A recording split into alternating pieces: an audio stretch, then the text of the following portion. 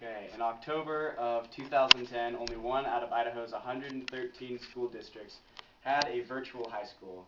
That same school year, IDLA, or Idaho Digital Learning Academy, served roughly 10,000 students, and nearly half of them were full-time.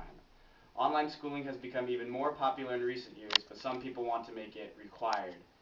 Tom Luna, who is the superintendent of public instruction in Idaho, has been trying to pass a new reform plan called Students Come First, according to the Spokesman Review, which is a news source for the Northwest.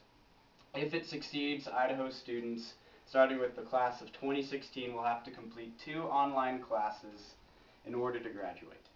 If you are a student, which some of you are, would you want to spend your free time on a computer doing schoolwork on top of having to go to regular school as well? I don't think that online school should be required, and today I'm going to tell you why. First, it is not the ideal choice for everyone. Not all families possess internet connection, and it's really a hassle to go to a library every day to do your schoolwork. Online school it may not fit in a busy schedule for people, in regular school or sports and the like. The internet is a huge distraction, especially for teenagers. It is so easy to be sidetracked. I'm taking online school right now, and I am easily distracted and I wander off. So I'm sitting here at the computer, and then with just one click of a button, I'm on Facebook. It's just that easy. Kids won't be motivated to take the time to complete classes in the comfort of their home. If it wasn't for my mom, I wouldn't get my online school done at all. But some kids do not have parents like mine that would push them to do these things. And a textbook is so much easier to use. I'm taking econ online, and I have to take these quizzes, and I have to go through tons of information. Whereas if you take a textbook, you can just open it, and it's all right there. Like, the internet is fast, but there's just so much stuff to go through.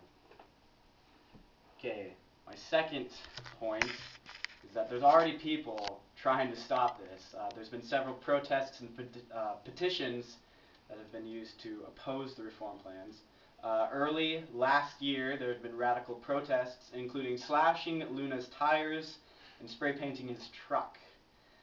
The Idaho Teacher Union is very opposed, and last summer they held seven public hearings where 46 people testified and 38 of them were opposed. And there's also been people sending in written comments, and all of them have been negative. And people have been getting petitions signed with more than double the amount of signatures that they need to stop it. And my last point is that the decision should be up to us to make.